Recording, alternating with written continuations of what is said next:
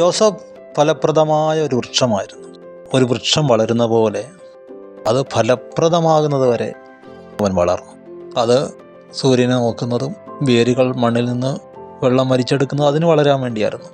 രണ്ടാമത് അത് വളർന്നതും പന്തലിച്ചതും ശാഖകൾ നീട്ടിയതും അതിൻ്റെ നിലനിൽപ്പിന് വേണ്ടിയും മറ്റുള്ളവർക്ക് തണലിനും വേണ്ടിയുമായി.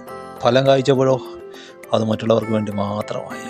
ജോസഫിൻ്റെ സ്വപ്നങ്ങൾ, അവനായിരുന്നു ഹീറോ. ജയിലിലായപ്പോൾ 50-50 ആയി.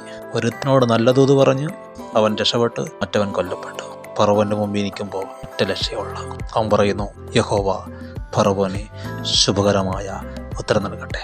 വ്യാഖ്യാനം പറഞ്ഞു കഴിഞ്ഞപ്പോൾ ഫറവനങ്ങ് സന്തോഷമായി. കാരണം നല്ല ദൂതാണെന്നേ, ആർക്കും ഇഷ്ടം വരാത്ത തൻ്റെ രാജ്യം അങ്ങ് ഫലഭൂഷ്ടമാകാൻ പോകുന്നു. പ്രധാനമന്ത്രിയാക്കി.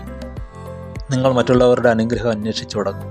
ജോബിനെ പോലെ മറ്റുള്ളവർക്ക് വേണ്ടി പ്രാർത്ഥിച്ചു തുടങ്ങുമ്പോൾ നിങ്ങൾ നിങ്ങളുടെ വിളിയിലേക്ക് കടക്കുന്നു. ദൈവം നിങ്ങളെ അനുഗ്രഹിക്കും. നിങ്ങളൊരു അനുഗ്രഹമാകും.